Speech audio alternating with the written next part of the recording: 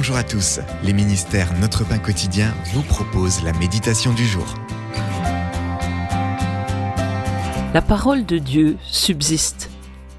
Le verset du jour, la parole de notre Dieu subsiste éternellement. C'est dans Ésaïe chapitre 40, verset 8. Au début des années 1900, Charles Schwab, un homme d'affaires prospère dans le domaine de la sidérurgie, a décidé de bâtir ce qui a été sans doute le manoir le plus luxueux de New York. Achevé en 1906, sa propriété de Riverside Drive, s'inspirant des châteaux français, s'étendait sur tout un quartier et renfermait des jardins luxuriants, de vastes halls d'entrée et des décors intérieurs opulents. Elle contrastait fortement avec les hauts immeubles résidentiels qui allaient bientôt définir Manhattan. Malgré la splendeur, on n'a trouvé personne pour l'acheter après la mort de Schwab.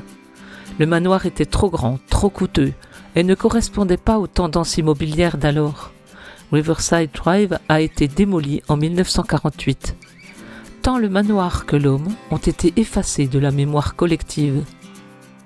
Il est facile de dire que les réalités terrestres comme la richesse, l'ambition et les manoirs sont destinés à disparaître, car Ésaïe 40 nous rappelle ceci: « Toute créature est comme l'herbe, et toute sa beauté comme la fleur des champs. » Ésaïe a adressé cette parole à des personnes à qui Dieu reprochait leur infidélité. Après les avoir repris, Dieu les consolerait. Ce que le prophète dit au sujet des êtres humains, de l'herbe et des fleurs, est vrai.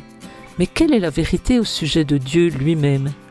Il survivra aux hommes, aux manoirs, aux richesses, aux ambitions et aux étreintes. Oui, la parole de notre Dieu subsiste éternellement. N'oublions pas notre fragilité, ni le fait que la parole est éternelle. C'était un texte de John Blaze. Qu'avez-vous vu dépérir et disparaître? En quoi la nature éternelle et la parole infaillible de Dieu vous encouragent-elles? La parole subsiste éternellement. Dieu soit loué. Cet encouragement vous a été proposé par les ministères Notre Pain Quotidien.